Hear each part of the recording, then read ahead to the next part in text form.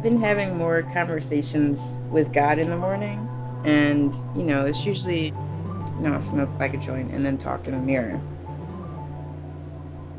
A lot of my most impactful works are through those conversations.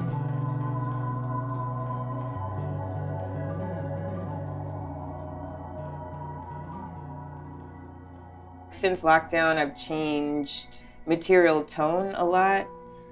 I've been really aware of how Black people are viewing like Black bodies in public spaces, especially if they like allude to any type of violence.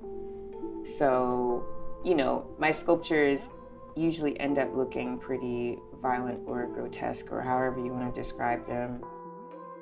And so I didn't want to trigger anybody more so than before COVID and, ways that Black Death was broadcasted on TV last year. So I'm kind of changing tone materially. I'm working more with white flesh and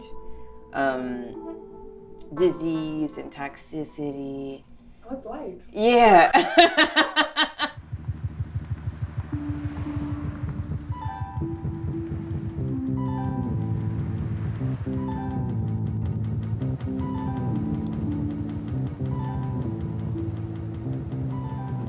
Right now I'm doing some castings for a piece I'm working on. It's a series, but I'm starting 2 of the flags, and they're made out of flesh.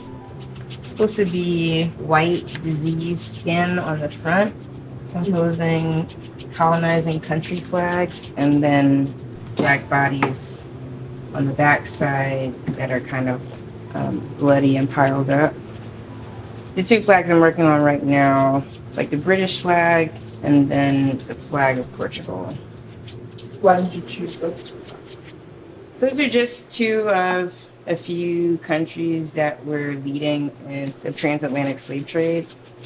These 2 pieces are going to a solo show in Austria, and I don't want to put a bunch of bloody Black bodies just by themselves as entertainment. So I want them to think about ways that their whiteness, adds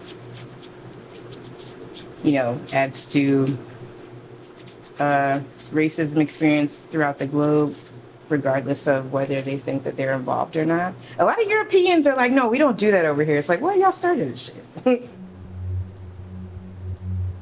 This piece is like a smallpox piece, and then this one is more like syphilis. Working now with white flesh, it's been really difficult making the adjustment color-wise. There's been a complete shift in my palette and figuring out what looks human. I've been getting so frustrated with trying to get white people's skin tone right, and I was explaining this to my friend Nene, and she was like, oh, I totally feel you, because for so long they've gotten our skin tone wrong. And it just like sent chills, because, I think about all the ways that Black people have been misrepresented, like aesthetically, and they're totally wrong and offensive. And so it's really crazy for me to actively try to get their skin tone right when there hasn't been the same amount of consideration in ways that they represent us.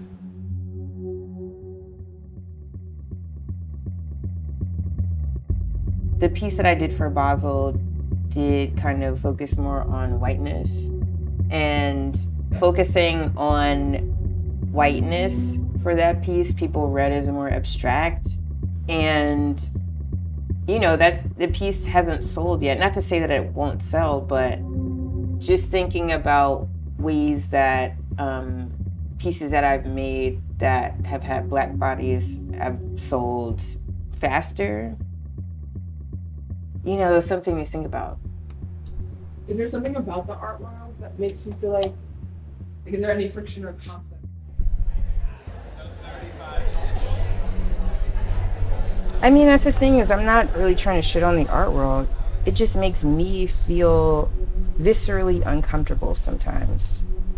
And that can come in social anxiety at an exhibition or staying up all night trying to like prepare files for an application that I might get denied for.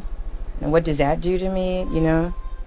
It's like constantly setting up yourself for denial. Seems kind of unhealthy, right? Mentally unhealthy. And I think that's why I really enjoy tattooing, because I don't have to think about that stuff anymore. I'm just interacting with that one person for a few hours. It's not rooted in like acceptance or denial. You ready, Debbie? Yeah. We're gonna put it on.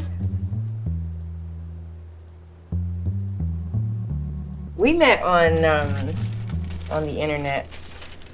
Debbie is a tattooer from Atlanta, and now we're like little tattoo besties.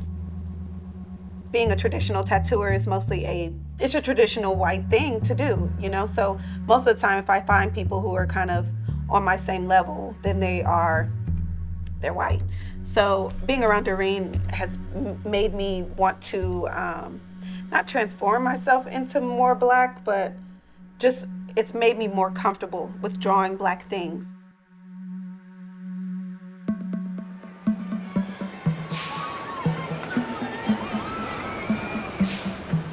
The community that I have in the tattoo world, you're just more my people.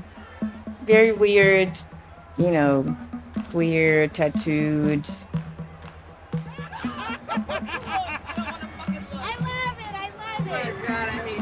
Oh my God. When you first became into yourself, did you think you would be a tattooer? No, No, right? I was always such a shy nerd. Yeah. And I never thought, I'd always hoped that I would be like covered in tattoos with a lot of gold jewelry. Yeah. But, you know, now that it's happening, I don't know about it. Right. It's a cool little vibe. It's a cute little bag. Yeah. You know? Then with tattooing, it allows people to collect my work.